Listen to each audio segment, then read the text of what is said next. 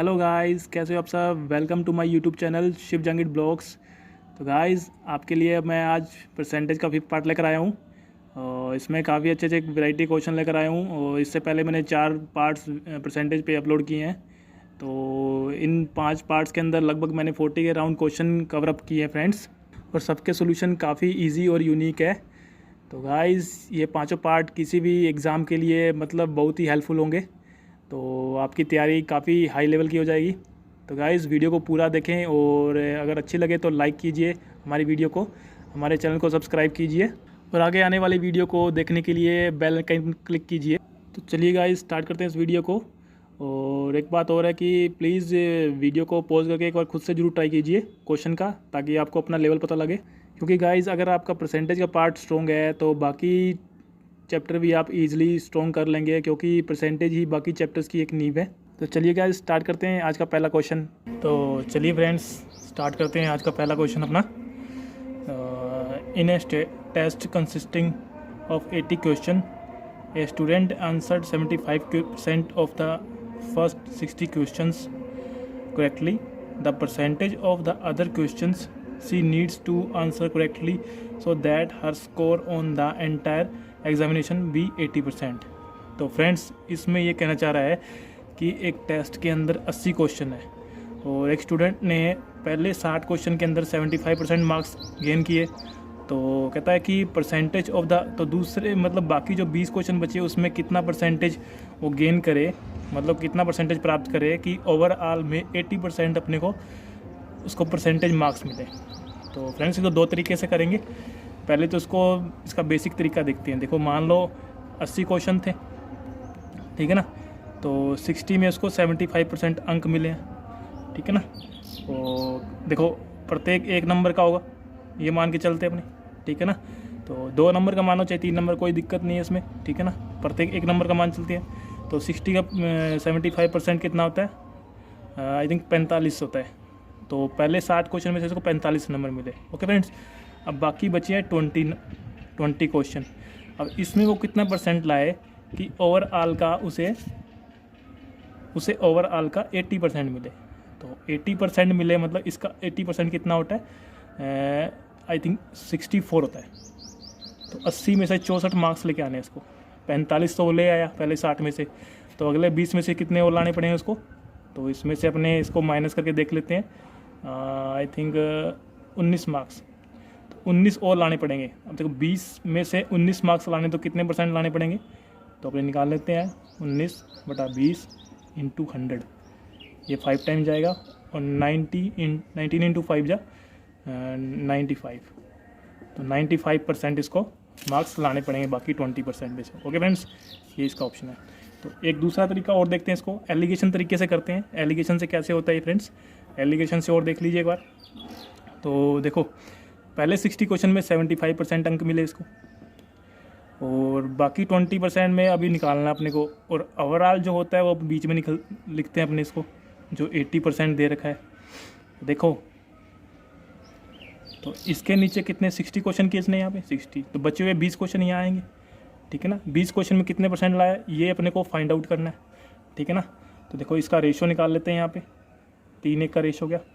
अभी देखो, ये इसमें से जाएगा तो कितना आएगा? 5 आएगा, ठीक है ना। तो 1 5 के बराबर है, तो इसको 5 से मल्टीप्लाई करें दोनों साइड, तो 5 और 15 आ जाएगा, ठीक है ना। तो देखो, 80 में से 75 के तो 5 बचेंगे। अब देखो, ये वाली रकम तो इससे बड़ी होगी ना, एक छोटी होती है, एक इससे बड़ी होती है, तो ये इसमें जुड़ जाएगा। तो कितना आएगा? 80 और 95, 80 और 15 95 आ जाएगा। ओके फ्रेंड्स, एलिगेशन से भी ईजिली हो जाता है। तो चलिए फ्रेंड्स, नेक्स्ट क्वेश्चन करते हैं। 2 क्वेश्चन है इसके अंदर। पहला क्वेश्चन देखते हैं। If the price of milk is increase by 35%, by how much A lady must reduce her consumption so that her expenditure is increase only by 8%। तो इस क्वेश्चन में कह रहा है कि अगर किसी मिल्क की जो मतलब प्राइस है वो 35% बढ़ जाए, तो कोई जो ग्रैनी है या कोई लेडीज़ है वो अपनी मतलब खपत में कितना परसेंट कमी करे कि उसका खर्चा सिर्फ 8% ही बढ़े, ठीक है दोस्तों। तो इसको बिल्कुल ही, ये क्वेश्चन काफ़ी आते हैं एग्ज़ाम में, इसको बहुत ही ईजी तरीके से सोल्व करके दिखाऊंगा आपको मैं। देखो, खर्चा क्या होता है? अगर मैं एक्सपेंडिचर की बात करूँ तो एक्सपेंडिचर क्या होता है, तो एक्सपेंडिचर बराबर में होता है क्वांटिटी होती है, क्वांटिटी और इनटू में रेट, जो रेट है यही होता है खर्चा, ठीक है ना। तो एक्सपेंडिचर में उसने मतलब 8% बढ़ाया तो मतलब टोटल 108 हो जाएगा। बराबर में क्वांटिटी इसकी निकालनी है अपने को, ठीक है फ्रेंड्स। तो इसने प्राइस में इंक्रीजमेंट किया 35% का, तो क्वांटिटी इसमें निकालनी है अपने को और 35% इंक्रीज करते हैं यहाँ पे ये रेट के अंदर, ठीक है। अब जो नीचे वाला पोर्शन है ना, ये बटे से नीचे वाला पोर्शन है, ये पहले वाला, ठीक है ना।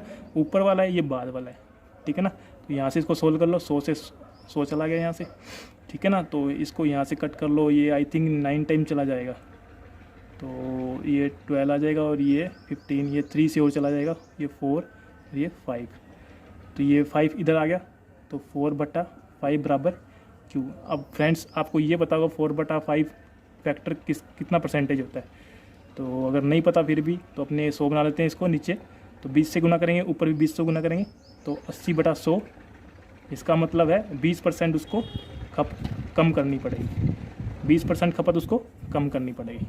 आई थिंक ये ऑप्शन है। ओके फ्रेंड्स, देखो इस तरीके से बिल्कुल ईजी होता है, कुछ नहीं है, बस अपने को ये फार्मूला पता होना चाहिए। मतलब एक्सपेंडिचर क्या है, एक्सपेंडिचर होता है जितनी मात्रा है और उसका रेट क्या है, उसका मल्टीप्लाई ही तो उसका खर्चा आता है ना। मान लो 2 लीटर दूध है और पर लीटर का रेट 20 रुपये है, तो 2 लीटर का 40 हो गया ना, तो खर्चा 40 हो गया, तो वही निकाला है मैंने, ठीक है ना। तो बढ़ रहा है तो 100 प्लस होता है, ठीक है, यहाँ बढ़ रहा है तो क्यों निकल गया, तो यहाँ पे दिखा कि 80 या 100 से कम है, तो मतलब 20% कम ही हो गया। ओके फ्रेंड्स, तो नेक्स्ट क्वेश्चन करते हैं आपका, अगले क्वेश्चन में देखते हैं क्या है। A student got 20% marks and failed by 30 marks. Another student got 32% marks and scored 40 marks more than passing marks, तो find the passing marks and examination. तो फ्रेंड्स इस तरह के क्वेश्चन काफ़ी एग्जाम में आते हैं, थोड़ा सा टाइम ले जाते हैं, कई बार लेंथी होने की वजह से। तो देखो कितना जल्दी करेंगे और इसके 2-3 आंसर निकालेंगे अपने अलग अलग, कुछ जो मतलब कुछ अलग अलग तरीके से और ही पूछता है तो वो भी निकाल लेंगे अपने। स्टूडेंट कहता है एक विद्यार्थी को 20% मार्क्स मिलते हैं तो वह 30 नंबर से पास मतलब फेल हो जाता है, 20% मार्क्स मिलते हैं और वह 30 नंबर से फेल हो जाता है। फिर कहता है दूसरे स्टूडेंट को 32% मार्क्स मिलते हैं और वह 42 नंबर से पास हो जाता है, 42 नंबर ज़्यादा होते हैं उसके पासिंग मार्क्स से, 42 नंबर ज़्यादा आते हैं और इसके 30 नंबर कम आते हैं फेलिंग पासिंग मार्क्स से। तो कह रहा है कि passing marks in examination, passing marks बताने एग्जामिनेशन, इसमें पासिंग मार्क्स भी बता देंगे अपने, पासिंग परसेंटेज भी बता देंगे कितनी है, वो भी आसानी से कैसे निकलता है, और टोटल जो मतलब मैक्सिमम मार्क्स क्या है वो भी निकाल सकते हैं अपने।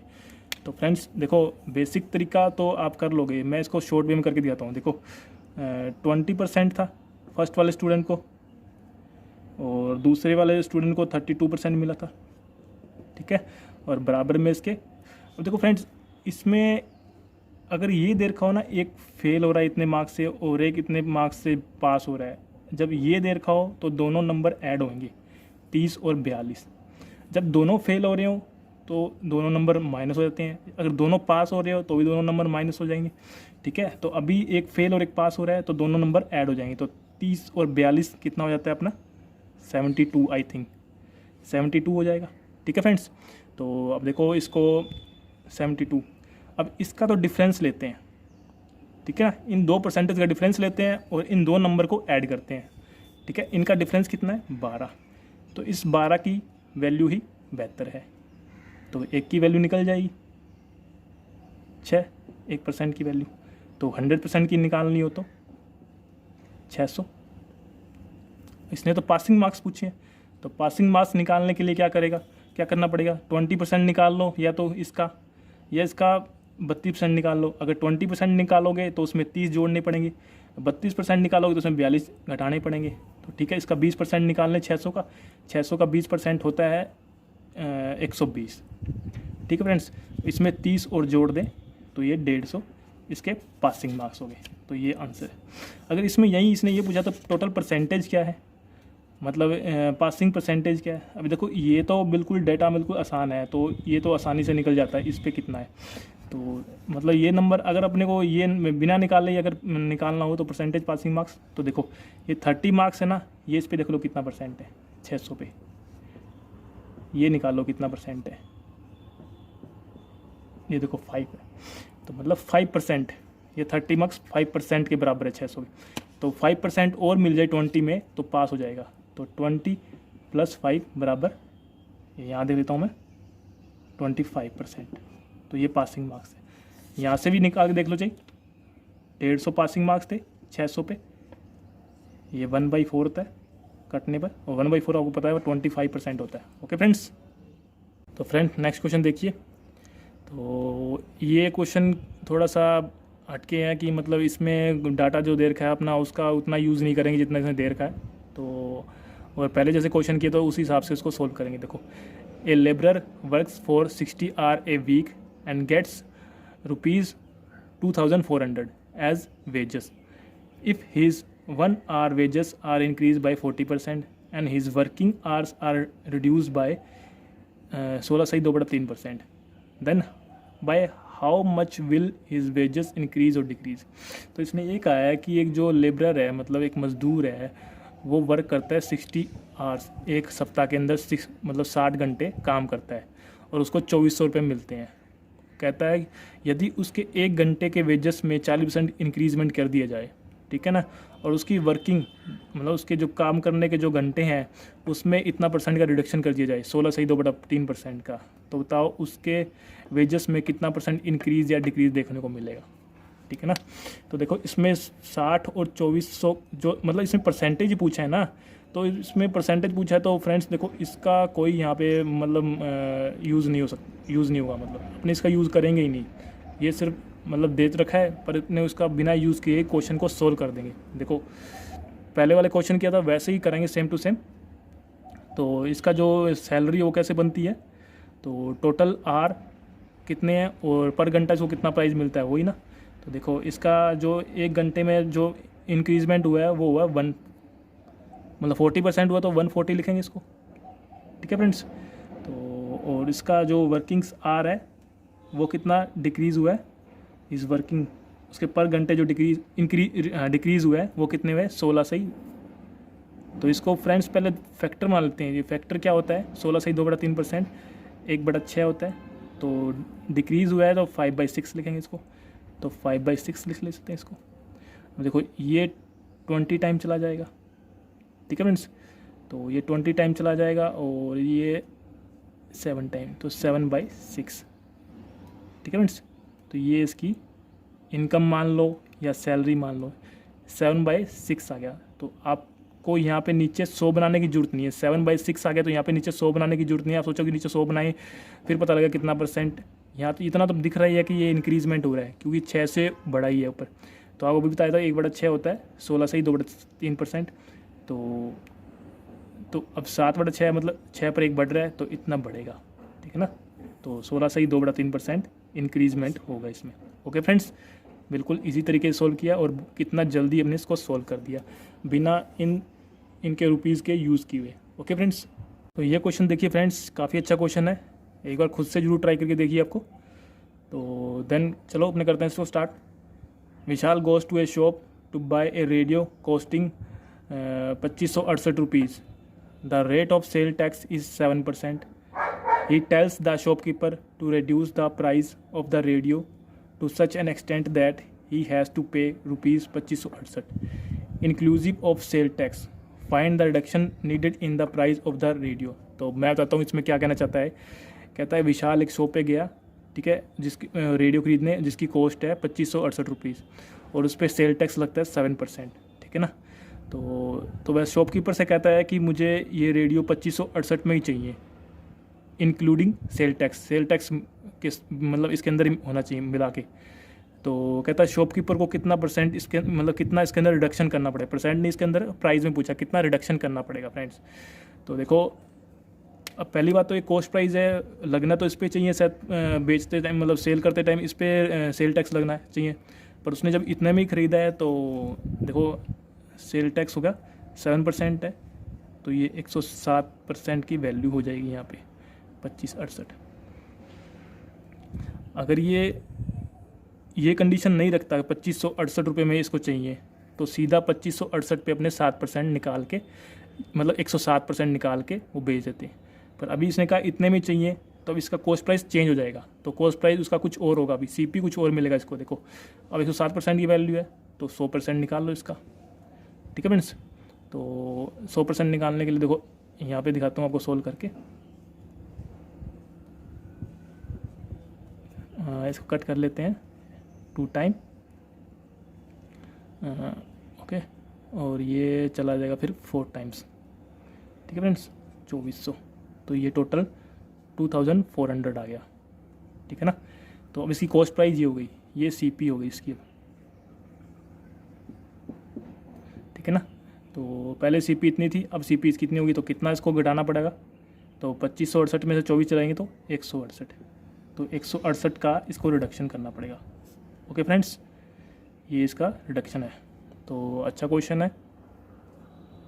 तो नेक्स्ट क्वेश्चन देखिए, the length of cuboid is increase by 12% and it's width is increase by 25%, by how much percent it's height is decrease so that the volume of cuboid increase only by 4%। Friends, इस तरह question मैं आपको दूसरा करवा रहा हूँ, ये पहले भी एक मिल्क वाला कराया था, तो ये इसलिए मैं करवा रहा हूँ ताकि मतलब थोड़ा अलग वे है इनका करने का, थोड़ा अलग मेथड मैंने यूज़ किया है, उससे जल्दी क्वेश्चन सोल्व हो जाता है। तो इस तरह क्वेश्चन आते हैं, जैसे ये तो क्यूबॉइड वाला है, रेक्टेंगल वाला भी आता है और क्यूब वाला भी आता है, तो हर टाइप का क्वेश्चन इसी तरीके से हो जाएगा। आपको सोल्व करके दिखाता हूँ मैं। देखो उसमें क्या है, तो क्यूबॉइड का पूरा वॉल्यूम क्या होता है, length into width into height होता है, ठीक है फ्रेंड्स। तो ये इसका वॉल्यूम होता है। अब इसके ओवरऑल वॉल्यूम में तो 4% इंक्रीज़ हुआ है, तो इंक्रीज़ हुआ है तो 104 हो गया, ठीक है फ्रेंड्स। और लेंथ में इसने कितना इंक्रीज़ किया है, 12% इंक्रीज़ किया, ओके। विड्थ में इसने कितना इंक्रीज़ किया है, 25% इंक्रीज़ किया है, तो इसको मैं सीधा फैक्टर लिख लेता हूँ 5/4, ठीक है फ्रेंड्स। तो कहता है हाइट में कितना डिक्रीज़ करना है, डिक्रीज़ करेंगे, ठीक है ना, क्योंकि ऐसे इंक्रीज़ करता है तो जैसे इससे ज़्यादा निकल जाए वाले, तो इसमें कुछ डिक्रीज़ करना है। अब हाइट निकालनी है अपने को, ठीक है। तो देखो हाइट निकालनी, और हाइट को भी अपने इसी फॉर्म के अंदर निकालना पड़ेगा अपने को, बटे 100 के अंदर फॉर्म में, ठीक है ना, तभी अपने को पता लगेगा कितना % डिक्रीज़ हुआ है, ठीक है। पॉइंट में नहीं निकलेगा, डेसिमल में नहीं निकलेगा, इसी फॉर्म में निकलेगा। तो ये 100 से 100 कट गया, ये 4 इससे चला जाएगा, आई थिंक 28 पे चला जाएगा। और ये देखो इसके बाद फ्रेंड्स इसको सोल्व कर लेते हैं थोड़ा सा, अभी 4 से और कट जाएगा 26, तो ये 26/35 बराबर h। तो या तो फ्रेंड्स इसको नीचे 100 बनाओ, या यहीं से परसेंटेज निकाल लो इसकी कितनी है। अभी देखो 26/35 से कितना कम है, इसने डिक्रीजमेंट पूछा ना, तो पहले ही 100 डिक्रीज़ कर लेते हैं। कितना कम है, ये 9 कम है, तो 9/35 और इनटू में 100, तो देखो 7 टाइम चला जाएगा, यहाँ 20 आ जाएगा। तो ये इसको मल्टीप्लाई करेंगे 180/7, तो 7 दूनी 14, 4 7 5 35, 5 7 7 49, ठीक है फ्रेंड्स। तो ये देखो 25.7% लगभग निकलेगा अप्रोक्सीमेट, ये डी ऑप्शन बिल्कुल सही। तो देखो इस तरीके से बिल्कुल इजी रहेगा क्वेश्चन, और देखो आसानी से निकल गया है। अपने को डिक्रीजमेंट निकालना था परसेंटेज में, तो वैसे निकल जाएगा। ओके फ्रेंड्स, तो चलिए दोस्तों नेक्स्ट क्वेश्चन करते हैं अपने। A house owner was his house painted, he was advised that he would require 25 kg of paint, allowing for 15% wastage and assuming that the paint is available in 2 kg can, ठीक है। what would be the cost of the paint purchased if one can cost ₹16। तो कहता है एक house owner है, एक मालिक है जो अपने घर को पेंट करना चाहता है, ठीक है ना। तो वो कहता है कि उसको मतलब किसी ने कहा कि टोटल 25 kg पेंट लगेगा, ठीक है ना, और कहा 15% उसमें 15% वेस्टेज होगा अलग से, ठीक है ना। तो और कहता है कि जो पेंट्स है वो 2 kg के कैन के अंदर आते हैं, मतलब एक कैन आएगा, पर कैन के अंदर 200 kg होगा। तो कहता है कि उसकी टोटल कॉस्ट क्या पड़ जाएगी पेंटिंग की, अगर प्रत्येक कैन की मूल्य ₹16 है, ठीक है फ्रेंड्स। तो देखो इसको सोल्व करते हैं अपने। तो 25 kg है, ये तो लगेगा 15% वेस्टेज होगा तो 15% और एक्स्ट्रा लाना पड़ेगा अपने को पहले, तो 15% और ले आते हैं इसका। ठीक है फ्रेंड्स, तो ये 4 टाइम चला जाएगा और इसको निकाल लो। और 8 32 और 3 75, तो 28.75 लीटर पेंट टोटल इसको चाहिएगा, या किलो केजी मान लो। ठीक है ना, क्योंकि इसमें 15% वेस्टेज होगा तो 15% एक्स्ट्रा लाना पड़ेगा। अभी देखो कि प्रत्येक 2 kg का कैन है, तो 28 तक अगर मैं बात करूँ तो 28 तक अपने को 14 कैन तो चाहिए कम से कम। एक कैन में 2 kg आता है, तो 14 कैन तो यहाँ तक बन गए, तो 0.75 ये मतलब एक्स्ट्रा चाहिए। तो इसके लिए एक कैन लाना पड़ेगा, क्योंकि 1 kg की तो कोई पेंट अलग से मिलेगा नहीं ना, इतना अलग से मिलेगा, तो एक कैन और लाना पड़ेगा अपने को। तो 14 कैन तो ये हो गए, प्लस एक कैन और लाना पड़ेगा इसके लिए, तो टोटल 15 कैन हो गए। एक कैन की वैल्यू 16 रुपये है। ठीक है, तो टोटल आ गए 240 रुपये मूल्य। देखने में क्वेश्चन आसान है फ्रेंड्स, पर इसको एक बार आप खुद से ट्राई कीजिए। पहली बार में मैं कह सकता हूँ कि आपसे ये एक बार में सोल्व नहीं होगा। ठीक है ना, थोड़ा सा इसकी लैंग्वेज है, थोड़ी सी डिफ़िकल्ट सी है, कन्फ्यूजिंग सी है, तो एक बार खुद से ज़रूर ट्राई कीजिए। क्योंकि यहाँ पे कुछ लोग सीधा इसको 2 से भाग करके और सीधा इसका 16 से मल्टीप्लाई करते हैं, तो उससे आंसर नहीं निकलता। क्योंकि यहाँ पे सब साफ दे रखा है कि प्रत्येक केजी में 2 कैन आते हैं, तो कैन के कैन लेने पड़ेंगे पूरे के पूरे में, तो 15 कैन लेना पड़ेगा अपने को। ओके फ्रेंड्स, तो आज का हमारा लास्ट क्वेश्चन है। थोड़ा दिखने में लेंथी लग रहा है, पर है नहीं उतना ईजी है, हम इसको मतलब आराम से कोई वैल्यू मान के ईजिली कर लेंगे। ठीक है फ्रेंड्स, तो करते हैं इसको solve. 4 vessels are kept on a table in a manner that their quantity keeps on becoming 3 times when measured from left toward right। कहता है मतलब 4 वैसल एक टेबल पे रखे हुए हैं, और जो उनकी कैपेसिटी है, जो उनकी मतलब क्वांटिटी, उसमें जो लिक्विड आता है वो मतलब अगर मतलब बाएं से दाएं की ओर चलते जाएं तो उनकी जो मतलब कैपेसिटी वो 3 गुना बढ़ती जाती है। ठीक है ना, तो 25% ऑफ द फर्स्ट वेसल, तो देख ले, तो पहले अपने उसे लिख ही लेते हैं। 25% ऑफ द फर्स्ट वेसल, और 30% of the second vessel, 40% of the third vessel and 20% of the four vessel are empty. इतने ये खाली है, मतलब प्रत्येक वेसल। पहले वेसल का 25% है, तो मतलब 1/4 लिख लिया, इतना खाली है। सेकंड वाले का 30 है, तो 3/10 हो गया। और थर्ड वाले का 40% है, तो इसका फैक्टर 2/5 हो गया। और फोर्थ वाले का 20% है, तो इसका फैक्टर 1/5 हो गया। तो फ्रेंड्स, अब देखो इसमें इसने दे न रखी की क्वांटिटी, इसमें ये पूछा है कि हाँ 4 vessel if all the 4 vessels are emptied into the 5th vessel. कहता है चारों वेसल को एक 5वें वेसल के अंदर खाली कर दिया जाए, then the total quantity of the 5th vessel is what % of the total quantity of the 4 vessel. तो कहता है जो 5th वेसल की जो क्वांटिटी होगी वो टोटल 4 वेसल की क्वांटिटी से इनके कितना % होगा। मतलब 5वां जो वेसल है उसकी जो क्षमता है वो बाकी चारों की मिला के वेसल की क्षमता से कितने % है। ठीक है, तो इसमें अलग अलग क्वांटिटी की है, और इसने कहा है कि अगर अपने यहाँ से लेफ़्ट से राइट की ओर जाते हैं तो इसकी क्षमता 3 गुना होती जाती है। तो देखो अपनी क्षमता दे नहीं रखी, कुछ भी मान सकते हैं अपनी, इसकी कैपेसिटी कुछ भी मान सकते हैं। तो क्यों ना जब इसको कुछ इतना कम करना है तो इसका ही मल्टीपल माने कुछ, तो इसका 20 का मल्टीपल मान लेते हैं। मान लो 20 मान लिए पहले वेसल की क्वांटिटी मैंने। अब इसका 3 गुना करना है तो 60, अब इसका 3 गुना करना है तो 180, और इसका 3 गुना करना है तो 540। यही बोला इसने, लेफ़्ट से राइट जाएंगे तो 3 गुना होती जाती है इनकी कैपेसिटी। ठीक है, पहले वाले का 1/4 भाग खाली है। ठीक है, तो अपने को तो यही बताना कि खाली वाला तो उसने बस दे रखा है खाली है, अपने को ये बताना कि टोटल जब भरा हुआ पार्ट, जितना भरा हुआ पार्ट है ये 5th वेसल में भरते हैं, तो वो उसकी मात्रा बाकी 4 वेसल की मात्रा से कितना % है। तो अपने इसका 1/4 निकालेंगे तो 5 आएगा, इसका 3/10 निकालेंगे 18 आएगा, इसका 2/5 निकालेंगे तो 72 आएगा, इसका 1/5 निकालेंगे तो इसका आ जाएगा 108।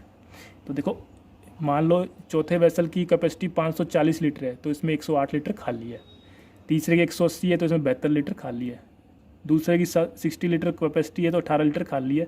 पहले की 20 है, तो उसमें 5 लीटर खाली है। मतलब 15 भरा हुआ है, 42 भरा हुआ है, और ये बाकी जो इनको घटाएंगे तो वो भरा हुआ पार्ट है। तो देखो इसको जोड़ लेते हैं, तो ये इन जोड़ोगे, इसको दोनों को जोड़ेंगे तो 180 हो जाएगा, 180 और 18 198 और 5 203।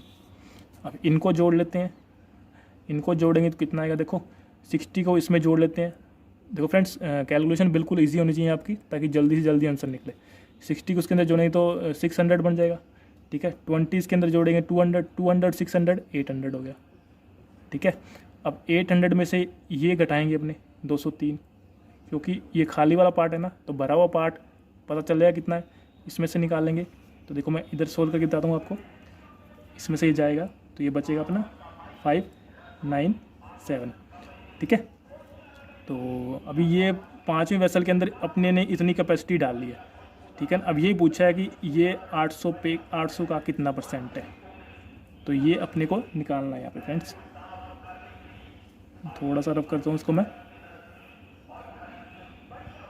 ठीक है। तो यहाँ से परसेंट निकल जाएगा और ये 7 टाइम चला जाएगा, 3 4 टाइम चला जाएगा और 5/8।